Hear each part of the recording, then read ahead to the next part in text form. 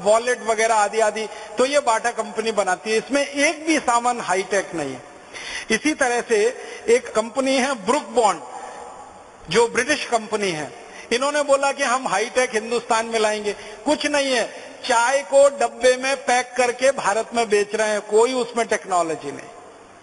चाय भारत के खेतों में पैदा हो रही है, हमारे किसान उसे पैदा कर रहे हैं, उसको तोड़ने का काम हमारे मजदूर कर रहे हैं, सुखाने का काम मजदूर कर रहे हैं, बस उस चाय को वो खरीद के डब्बा बंद करके भारत में बेच रहे हैं। इसमें कौन सी टेक्नोलॉजी है? डब्बा बनाना कोई हाईटेक आइटम थोड़ी होता है, और डब्बा बना के उसमें चाय पैक करना कोई हाईटेक बात थोड़ी होती है। एक कंपनी है कैडबरीज, वो चॉकलेट बनाती है, बिस्किट बनाती है और आइसक्रीम बनाती है। ये तीनों जीरो टेक्नोलॉजी के आइटम है। फिर एक कंपनी है कॉलगेट पामोलिव, ये टूथपेस्ट बनाती है, टूथब्रश बनाती है, टूथ पाउडर है, साबुन है, शेविंग क्रीम है, ये सब जीरो टेक्नोलॉजी के आइटम है। फिर एक अमेरिकन कंपनी है कॉर्न प्रोडक्ट्स, वो भारत में दही बना के बेचती है। अब बताओ, दही बना के विदेशी कंपनी बेचे और वो कहें ये हाईटेक आइटम है। हम में से किसको नहीं आता दही बनाना? और हमारा दही तो विदेशी कंपनी से अच्छा होता है। विदेशी कंपनी का दही कैसा होता है? आप में से कभी कोई अमेरिका अगर गए हो या यूरोप गए हो तो वहां दही के लिए पाउडर आता है, उस पाउडर को पानी में घोल के पी जाते हैं। ना वो दही होता है, ना ताक होती है, ना मज्जिगे होता है, न दही होता है, न तक्रम होता, न दही होता। वो बीच की कोई चीज होती है, उसमें कुछ भी मजा नहीं आता पीने में। वो उनका दही है, उसको वो यहाँ लाके बेच रहे हैं और हमारे कुछ पढ़े लिखे मूर्ख लोग खरीद रहे हैं। इसमें मुझे अफसोस होता है। दही बेच रहे हैं और भारत के लोग जो सालों साल से, हजारों साल से दही बनाने वाले लोग, श्री कृष्ण के देश के लोग तो दही वाले ही होंगे ना। श्री कृष्ण की तो सारी कहानी दही से शुरू होती है। अब श्री कृष्ण के देश के लोग दही बनाने के लिए विदेशी कंपनी को बुलाएं, तो ये तो श्री कृष्ण का अपमान है। हमारी सरकार को इतनी भी समझ और अकल नहीं। एक कंपनी है हमारे देश में, वो सौंदर्य प्रसाधन की चीजें बेचती है, ड्यूफार उसका नाम है, कोई उसमें हाईटेक नहीं है।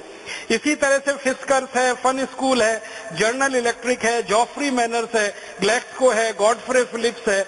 ऐसी हमारे देश में एक दो नहीं, हजारों हजारों कंपनियां हैं जिनकी लिस्ट है पूरी, जो शून्य तकनीकी के सामान ही बनाकर बेच रही हैं, कोई हाईटेक सामान नहीं। 10% कंपनियां ऐसी हैं विदेशों की जो भारतीय कंपनियों से कुछ समझौते करके थोड़ा बहुत टेक्नोलॉजी के सामान बनाती हैं। जैसे कार बनाने वाली कुछ कंपनियां हैं, मोटर बनाने वाली, बस बनाने वाली कंपनियां हैं। एक है ना अशोक लीलैंड, तो अशोक तो भारत की कंपनी है, लीलैंड तो ब्रिटेन की कंपनी है। इसी तरह से आपने मोटर में देखा होगा मारुति सुजुकी, अब तो वो पूरी विदेशी हो गई, पहले आधा आधा था। फिर इसी तरह से महिंद्रा की एक गाड़ी आई है, उन्होंने एक विदेशी कोलैबोरेशन में लाई है। मोटरसाइकिल में यामाहा सुजुकी है, फिर हीरो होंडा है। तो इसमें कुछ टेक्नोलॉजी वो लाते हैं, वो 10% का हिस्सा है और उसमें भी वो भारत में कुछ नहीं बनाते हैं। ध्यान रखिए, वहां से बना बनाया इंजन लेके आते हैं, भारत में सिर्फ उसको फिट करके बेचते हैं। जब इन कंपनियों को ये कहा जाता है कि इंजन भारत में बनाओ, तो वो कहते हैं वो नहीं बनाएंगे, क्योंकि वो बनाएंगे तो रोजगार भारत के लोगों को मिलेगा, उनको रोजगार अपने देश के लोगों को देना है। तो जैसे मोटरसाइकिल वगैरह का इंजन सीधे इंपोर्ट करके आता है, इसी तरह से बड़ी बड़ी कारों के इंजन विदेशों से सीधे इंपोर्ट होके आते हैं, ट्रकों के इंजन सीधे इंपोर्ट होके आते हैं, बसों के इंजन इंपोर्ट होके आते हैं। भारत में तो सिर्फ फिट करके उसको बेचना शुरू कर देते हैं। तो टेक्नोलॉजी में कुछ 10% हिस्सा है जहां पर वो कोलैबोरेशन में काम करते हैं, लेकिन वहां भी वो टेक्नोलॉजी ट्रांसफर नहीं करते हैं, अपने देश से बनी बनाई मशीनें लाकर भारत में फिट करके बेचते हैं। और एक हिस्सा है भारत का जो सबसे महत्व का हिस्सा है, जिसको हाईटेक कहा जाता है, उच्च तकनीकी कहा जाता है, उसमें कभी कोई विदेशी कंपनी इस देश में नहीं आती। मैं आपको नाम लेके बताऊं, सैटेलाइट बनाना हाई टेक्नोलॉजी का काम है, बहुत कठिन टेक्नोलॉजी होती है, बहुत क्लिष्ट टेक्नोलॉजी होती है, बहुत कॉम्प्लिकेटेड होती है। सैटेलाइट बनाना आसान काम नहीं है, लेकिन सैटेलाइट बनाने के लिए आज तक इस देश में कोई विदेशी कंपनी नहीं आई। आपको सुनकर हैरानी होगी, भारत देश ने अपना सबसे पहला सैटेलाइट 1975 के साल में छोड़ा था, जिसका नाम था आर्यभट्ट। तो आर्यभट्ट 1975 में हमने अंतरिक्ष में छोड़ा और उसके बाद हमारे 20 सैटेलाइट अंतरिक्ष में गए हैं और अभी लेटेस्ट हम तो दूसरे देशों के सैटेलाइट भी अंतरिक्ष में छोड़ने लगे हैं। इतनी तकनीकी का विकास इस देश में हुआ है, ये संपूर्ण स्वदेशी पद्धति से हुआ है, स्वदेशी के सिद्धांत पर हुआ है और स्वदेशी आंदोलन की भावना के आधार पर हुआ है। इसमें वैज्ञानिकों ने काम किया है वो स्वदेशी, इसमें जो तकनीकी इस्तेमाल हुई है वो स्वदेशी, इसमें जो कच्चा माल इस्तेमाल हुआ है वो स्वदेशी, इसमें जो टेक्नीशियन लगे हैं, जो मैकेनिक लोग लगे हैं वो सब स्वदेशी। इनको छोड़ने के लिए अंतरिक्ष में जो काम हुआ है वो भी हमारी प्रयोगशालाएं स्वदेशी, इनके नियंत्रण का काम होता है वो भी प्रयोगशालाएं स्वदेशी। तो ये सारा कुछ स्वदेशी के सिद्धांत पर आधारित है सैटेलाइट के क्षेत्र में हमारा काम। और आपको मालूम है अब सैटेलाइट छोड़ने के क्षेत्र में भारत अमेरिका, चीन, फ्रांस, ब्रिटेन के बाद 5वें नंबर का देश हो गया है। एक जमाने में ये देश हमको चिढ़ाया करते थे कि भारत का सैटेलाइट अपने देश में से छोड़ने की अनुमति नहीं देते थे। बहुत बार ऐसा होता था कि हम सैटेलाइट बनाते थे, दूसरे देशों से छोड़ने के लिए जाते थे, लेकिन वो नहीं मानते थे। अब तो हमने अपने देश में ऐसे स्टेशन विकसित किए हैं।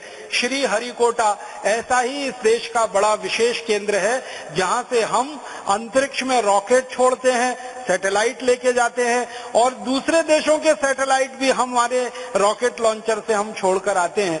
इतनी तरक्की और इतना विकास इस देश में हुआ पिछले 30 वर्ष में, तो सिर्फ स्वदेशी की ताकत और स्वदेशी के सिद्धांत पर हुआ है। एक और उदाहरण देता हूं, मिसाइल बनाने की जो टेक्नोलॉजी है ये संपूर्ण स्वदेशी है, भारत में विकसित हुई है।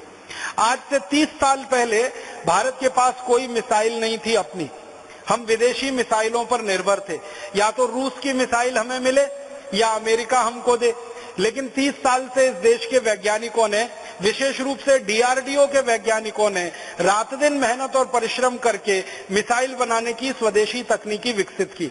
हमने 100 किलोमीटर की मार करने वाली मिसाइल बनाई, फिर 200 की, फिर 500 की, फिर 1000 की, फिर 1500 की, अभी 2000 की, अभी 2500 की और अब 5000 किलोमीटर की मार करने वाली मिसाइल इस देश में विकसित हो गई। और जिन वैज्ञानिकों ने ये पराक्रम किया है, जिन वैज्ञानिकों ने ये परिश्रम किया है, वो सारे वैज्ञानिक बधाई के पात्र हैं। उनका हम सबको बहुत सम्मान करना चाहिए कि विदेशों से बिना एक पैसे की तकनीकी लिए हुए संपूर्ण स्वदेशी और भारतीय तकनीकी पद्धति से उन्होंने मिसाइलें बनाकर दुनिया के सामने एक आदर्श प्रस्तुत किया।